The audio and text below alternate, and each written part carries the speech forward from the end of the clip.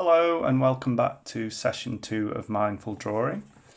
If you remember from the previous exercise 1, we did a hatching exercise to make a circle look like a sphere, which you'll see in the previous video. So we're going to use a sphere again. Just get my trusty compass and draw a circle. Can move then. So you can get it back again. This could be interesting. Let's try again down here.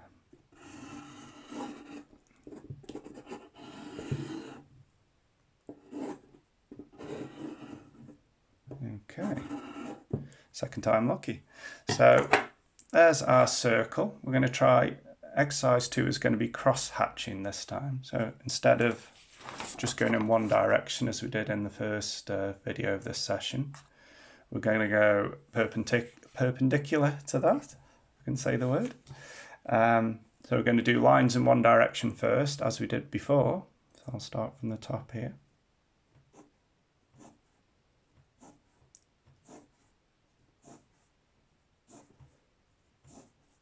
I'm going to do more or less the same as we did before to begin with.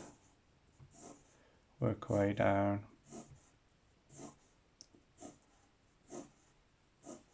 Just get these intermediate length lines in first. Not doing them too closely together. We can fit in different length lines later. Of course, we'll be going at a right angle to this in a moment as well. So they're the first lines in. I'm going to put some slightly longer lines in like we did in the first exercise again, so just bear with me.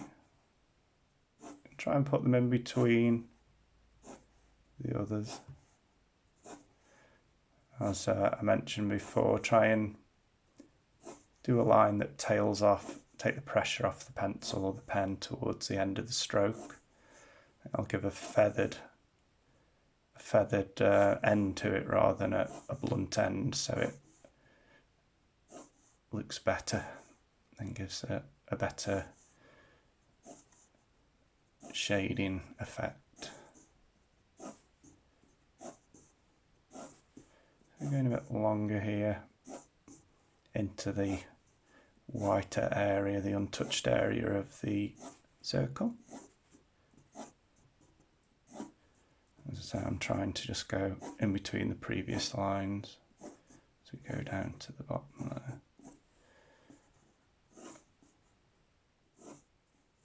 Just make a few adjustments as I go. Right, so we have those. And now we're going to put in, which is a harder part, we're going to put some in at right angles to those. So starting from the side here, it's quite awkward. I'm going to come down and start to put these lines in. I'm going to put them quite widely spaced initially, right from one end to the other.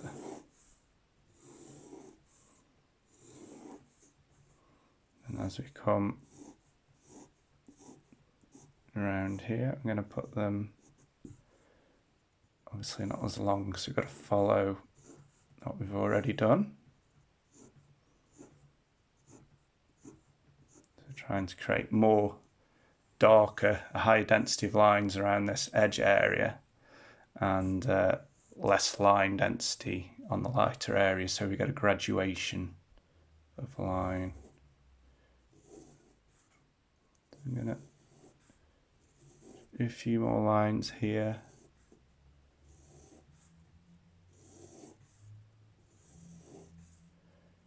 Start to build up the density.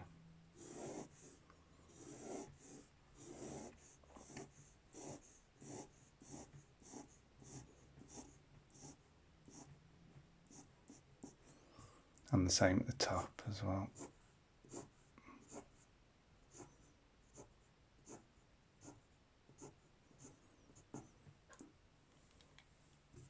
So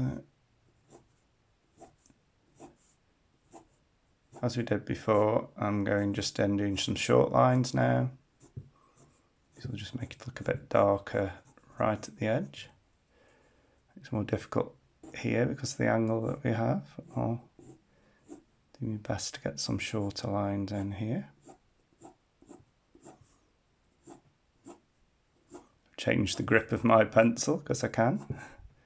I'm coming in at a different angle. It's a little bit more controlled in this way.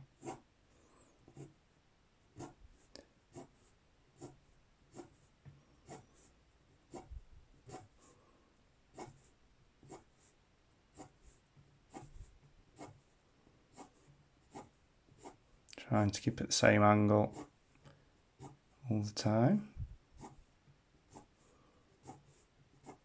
Okay, that's looking a bit better than it was. Don't worry if it seems to be going a bit wrong as you're doing it, like mine has. You can always pull it back. So I'm going to go round again, going back to holding my pencil like this again, and do the lines coming across, kind of at an angle, but from left to right.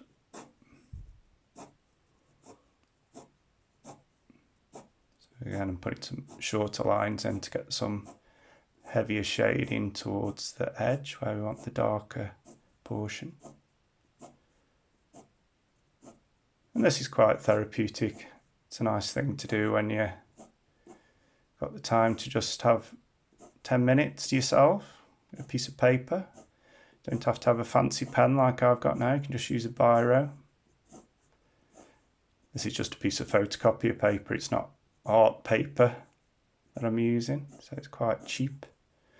Or if you prefer, you could use a sketchbook if you have a little A4 sketchbook to do these sorts of exercises. I'm going to turn my pencil around so I've got a darker lead. If you turn it round, it gives you the sharper part of your lead with the pencil because it wears in one direction when you're using it in one direction. So I've just altered that direction to give me a sharper point.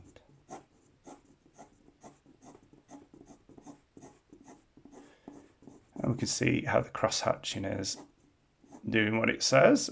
It's crossing one line, crossing the other to give that texture. I still want a little bit more definition here of the line, so I'm going to put some more in.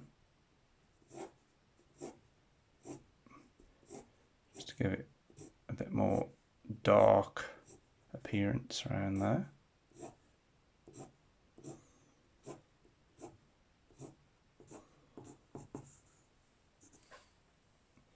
Maybe come a little bit higher here if you feel it needs it.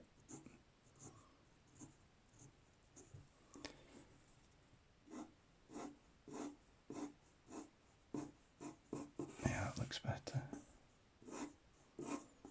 It's just a matter of, at this stage, just coming back, sitting back a little bit from it, see how it looks.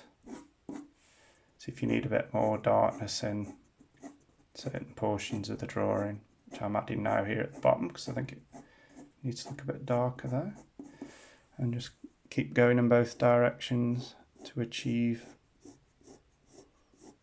the desired density of shade. So I could play about with that for a bit more, but I'm quite happy with that. It's given an illusion. What I forgot to add was my little direction of light arrow there. That's basically where your light's coming from, hitting the sphere at the top here. And I think you can agree it's starting to look a little bit like a ball now rather than a flat shape.